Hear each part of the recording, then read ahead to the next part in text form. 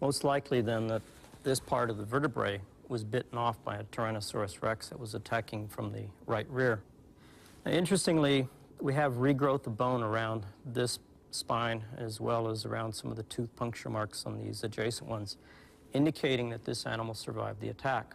And the only animal that was big enough living at this time with jaws powerful enough to have sheared through this bone would have been a Tyrannosaurus rex. And I think it shows conclusively that Tyrannosaurus rex was a predator and not a scavenger, as some have thought.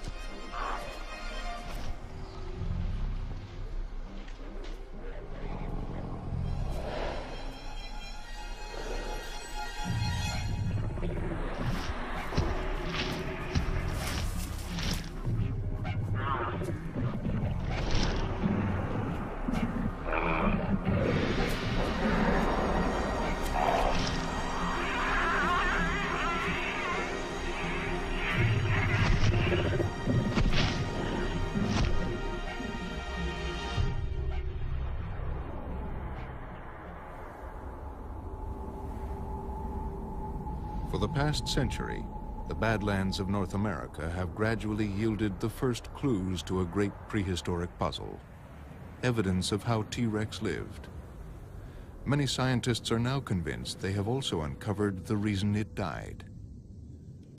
A narrow band of sediment marks the end of the age of dinosaurs and the beginning of the rise of mammals, the boundary between two geological epochs. Cretaceous-Tertiary boundary is well defined in this outcrop right here where we've been digging.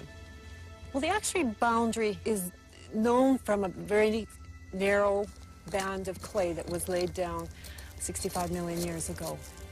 We can recognize it on a global scale, and it tells us that something very specific happened at that time, geological time.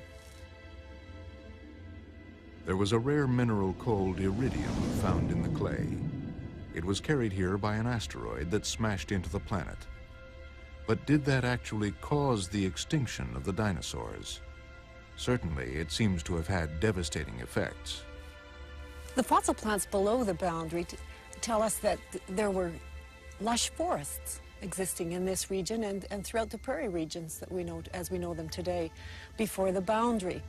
And right before the boundary, in some sediments that I have studied, we have a very typical cypress swamp, such as the bald cypress swamp that you would find down in southern parts of the United States. And above the boundary, there are no cypress trees. There's nothing in those remains above the boundary that tell us the cypress swamp was around. It was gone.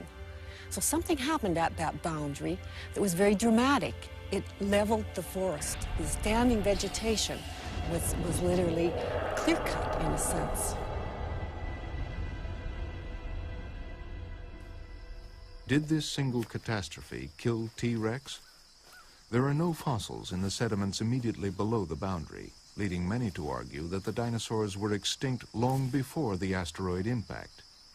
But a newly discovered footprint from New Mexico seems to indicate that the dinosaurs were still there. This is the layer with the youngest known dinosaur tracks. They're only 37 centimeters or so below this iridium layer. That could be as little as 1,000 years or less. And what it indicates is that the dinosaurs in this region that made their footprints on this surface lived up until the very last minute. They weren't dying off slowly for hundreds of thousands or millions of years before the KT event. They survived until the 11th hour, if you like.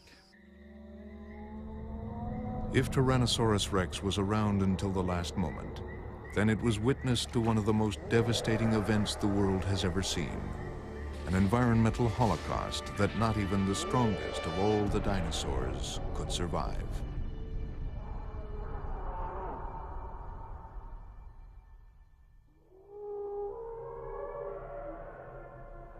The Badlands have surrendered a few of their secrets, but many questions remain. Hidden somewhere in these canyons are more clues to the ferocious life and mysterious death of the most powerful creature that ever walked the earth.